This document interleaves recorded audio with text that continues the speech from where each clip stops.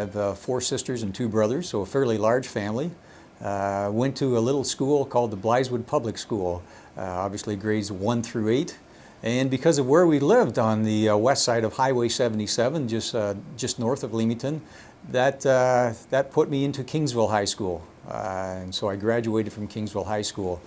My father, when his family stopped farming, he went into work for a construction company and was essentially a heavy equipment operator and a truck driver for that company.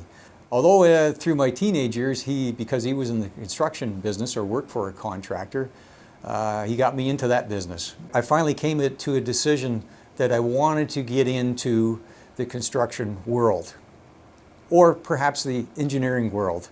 When I got to St. Clair College, and fortunately I picked the right program, I really became interested, became immersed in my programs and performed very well academically. And that wasn't just about me, it was about the people I associated with there, my classmates, the faculty, and the program.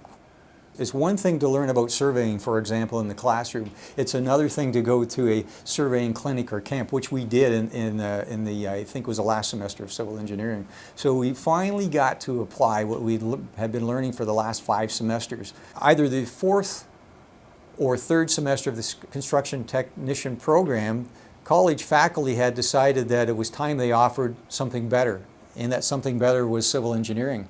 I truly believe that while construction was a great program, don't get me wrong, civil opened so many more doors for me in terms of a career. I graduated in 1978 from the civil engineering program, and we were the first graduating class from civil. We actually had companies come on campus and interview on campus. I was very fortunate to be interviewed by Bell Canada. I was only with Bell for 1 year. There was an opportunity with a firm called LaFontaine, Cowie, Barato and Associates. They hired me in 1979, and I was hired on as an inspector.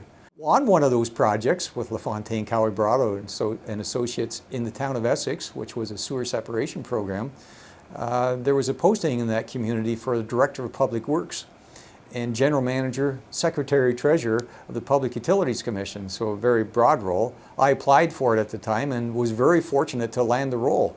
Had never been in the employment before.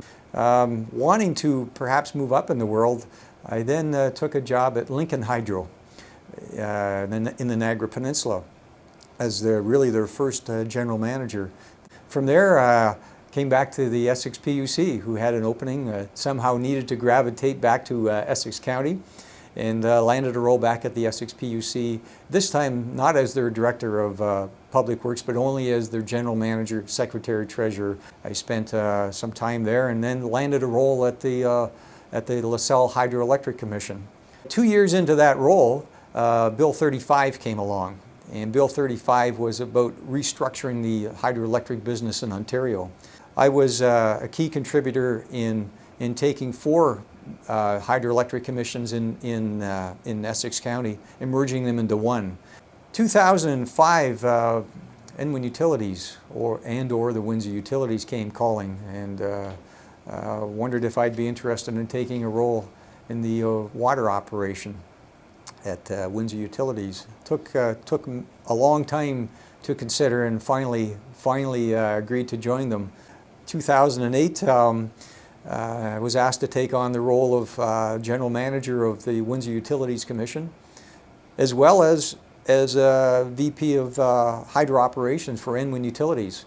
And I've been in that role since then. Very much enjoy the role. Certainly allows me to leverage all the things that I've learned in the number of roles I've had over the last many years, but most importantly, still being able to exercise what St. Clair educated me in many years ago.